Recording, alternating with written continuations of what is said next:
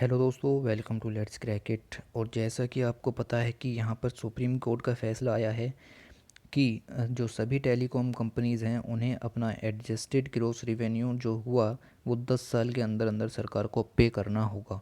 ये द हिंदू के आर्टिकल का एक फ़ोटो है, ठीक है। और टेलीकॉम कंपनीज पर ये एक भारी जो कर्जा चल रहा था इतने सालों से, उसको लेकर के ये आर्टिकल आया और सुप्रीम कोर्ट का फैसला भी इसी के पक्ष में था। तो जानते हैं यहाँ पर क्या होता है एडजस्टेड ग्रोस रेवेन्यू और क्या चीज़ें चल रही हैं, क्यों यहाँ इतनी ज़्यादा जो हलचल है और 10 ईयर का इतना बड़ा टाइम किस बात के लिए दिया गया है। तो डिस्कशन स्टार्ट करते हैं। उससे पहले आप चैनल को भी सब्सक्राइब और लाइक कर लेना मोटिवेशन के लिए, ओके। तो देखिए, पहले जानते हैं कि ये एजीआर होता क्या है, एडजस्टेड ग्रोस रिवेन्यू। तो हिस्ट्री से चलते हैं कि हमने पता है एलपीजी रिफॉर्म्स शुरू हुए थे 1991 से। उसके बाद नेशनल टेलीकॉम पॉलिसी आई 1994 में और हमने टेलीकॉम सेक्टर को भी लिबरलाइज कर दिया, ठीक है। After which licences were issues to companies, तो फिर लाइसेंसेज वगैरह भी कंपनीज़ को दिए गए in return to a fixed licence fee. और हमने एक फ़ी रखी कि आप 2 लाख रुपए दीजिए, लाइसेंस ले जाइए, ठीक है। तो अब इससे ये घपला होने लगा था कि कंपनीज बढ़ती चली जा रही थी to provide relief from steep fixed licence fee. तो और फीस भी बढ़ती चली जा रही थी लाइसेंस की, और फिर उसमें जो मुनाफाखोरी होती है, ठीक है, वो भी बढ़ती चली जा रही थी।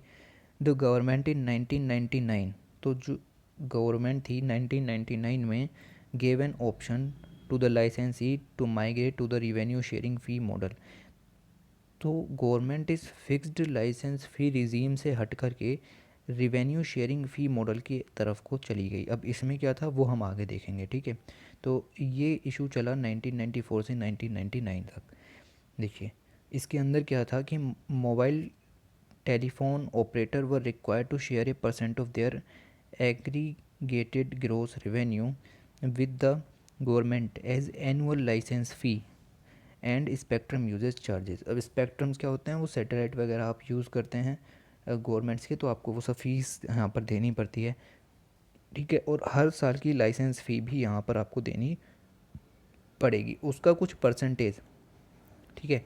तो आप ये समझिए कि एजीआर जो था वो ये था कि जैसे आपकी जितनी भी इनकम हुई टेलीकॉम कंपनी की, उसमें से आप जो डिडक्शन सरकार दे रही है उनको घटा दें, तो उसका जो अमाउंट आएगा उसमें से कुछ परसेंटेज तो जाएगा एनुअल लाइसेंस फ़ी में, कुछ जाएगा स्पेक्ट्रम यूजेस चार्जेस में। तो ये सब बातें जो हैं उसी टाइम डिस्कस कर ली जाती हैं जब लाइसेंस एग्रीमेंट साइन होता है department of telecommunication and telecom companies के बीच में। तो उसी एग्रीमेंट में लिख दिया जाता है कि कितने परसेंट तो हम लेंगे एलएफ और कितने परसेंट लेंगे एसयूसी। तो एजीआर वगैरह क्या है अभी और क्लियर होगा आपको।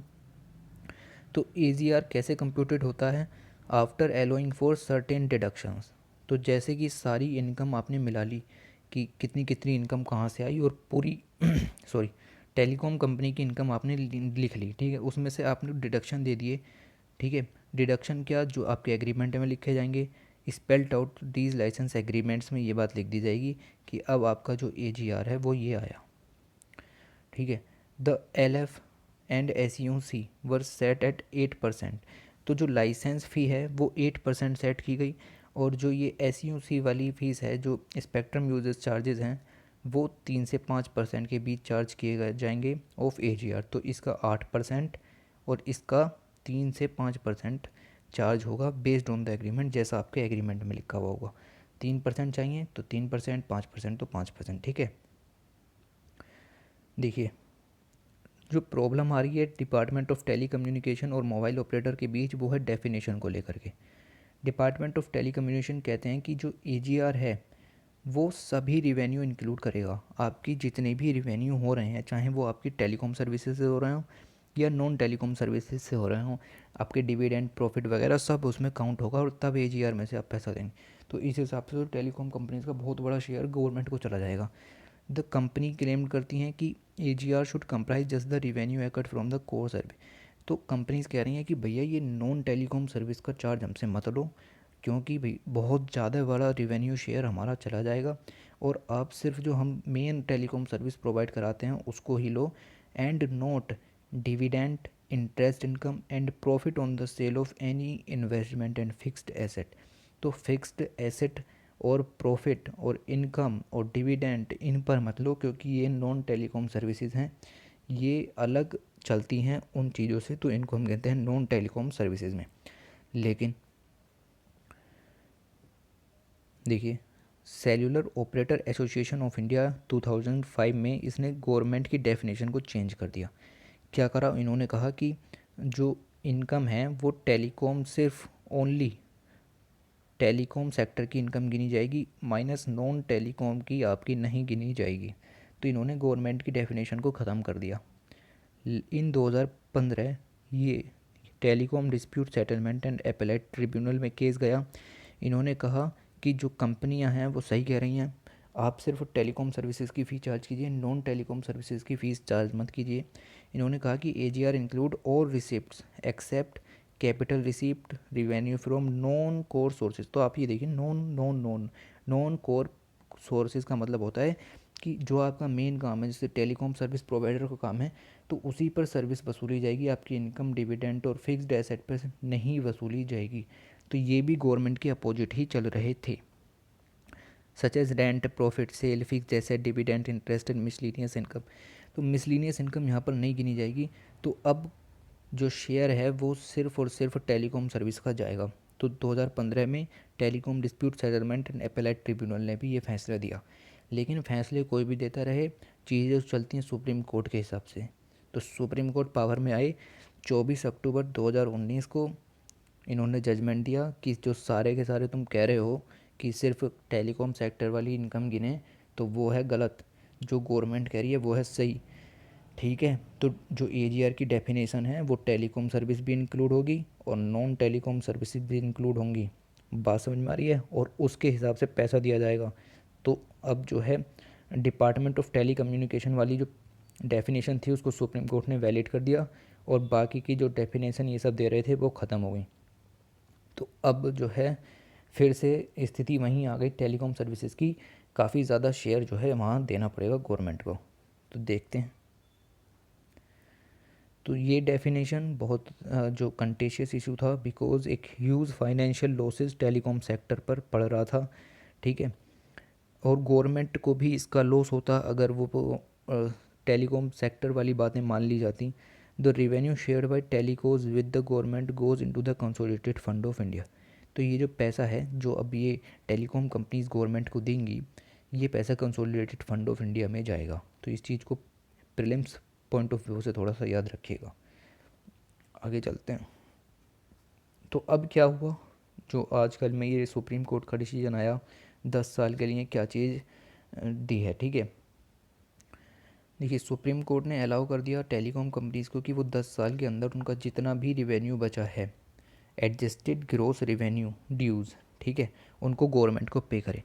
तो लाइसेंस फ़ी और ये आपका स्पेक्ट्रम यूजर्स चार्जेस जो भी आए AGR के परसेंटेज निकाल करके जितना भी अमाउंट आपका बकाया है वो सारा 10 साल के अंदर भरे। ठीक है, जबकि गवर्नमेंट ने कहा था कि 10 साल नहीं, हाँ 20 साल में भरो, लेकिन सुप्रीम कोर्ट ने कहा 20 साल बहुत ज़्यादा हो जाएंगे, 10 साल में भरो। ठीक है, देखिए सुप्रीम कोर्ट ने कहा कि we considered that a period of 20 years fixed for payment is excessive. तो इन्होंने कहा कि 20 साल का पीरियड ज़्यादा है, 10 साल में आप पैसे गवर्नमेंट के दीजिए। ठीक है, लेड बाई अरुण मिश्रा जो जस्टिस है, उन्होंने बेंच को लेड किया और 24 पेज का एक जजमेंट दे दिया। ठीक है, जो 2019 वाला जजमेंट हुआ था जिसमें सुप्रीम कोर्ट ने सारी डेफिनेशंस को ख़त्म कर दिया था, उसमें 3 मंथ का टाइम दिया था कि 3 मंथ में सारी कंपनीज़ अपना AGR का परसेंटेज जो भी बैठता है वो सरकार को दे।